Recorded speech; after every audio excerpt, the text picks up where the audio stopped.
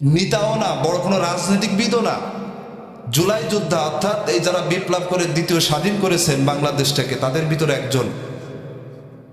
তো তিনি মারা গেলেন, সারা বিশ্ব তার জন্য দোয়া করেছে, বেঁচে থাকতে দোয়া করেছে, মরে যাওয়ার পরেও দোয়া করছে। এমনকি মেয়ে লোকরাও পর্যন্ত কান্না করেছে যে এত কি একজন হারাইছি আমরা, কি একজন মডেলকে হারাইছি আমরা। তো দেখেন,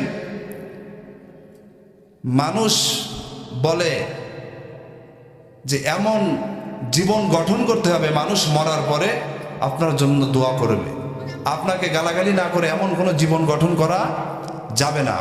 এজন্য এই জীবনের মালিক কে? জোরে বলেন, জীবনের মালিক কে? জমিনের মালিক কে? সব কিছুর মালিক কে? পাহাড় পর্বত কুল কায়নাত যা কিছু আছে সব কিছুর মালিক কে? আল্লাহ। সেই আল্লাহ আপনাকে আমাকে বাঁচায় রাখছেন, কথা বলেন ঠিক কিনা? আমরা আল্লাহর রহমত ছাড়া এক মিনিটও বাঁচতে পারি না, কথা বলেন ঠিক কিনা? সে আল্লাহ রাব্বুল আলামিন পবিত্র কোরআনের ভিতর বলেছেন, কুল ইন্না সলাতি ওয়া নুসুকি ওয়া মাহইয়ায়া ওয়া মামাতি লিল্লাহি রাব্বিল আলামিন। আমার নামাজ কার জন্য? আমার রোজা কার জন্য? আমার হজ কার জন্য? আমার জীবন কার জন্য?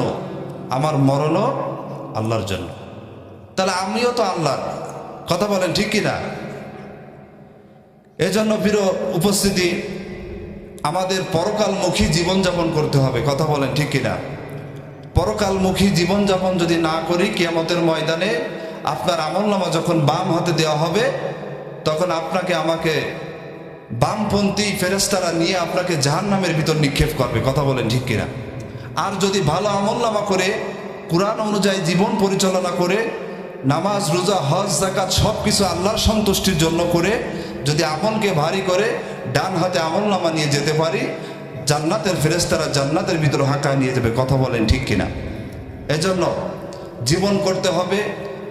জীবন যা কিছু আল্লাহ তাআলা দিয়েছেন সব কিছু আল্লাহর জন্য করতে হবে, কথা বলেন।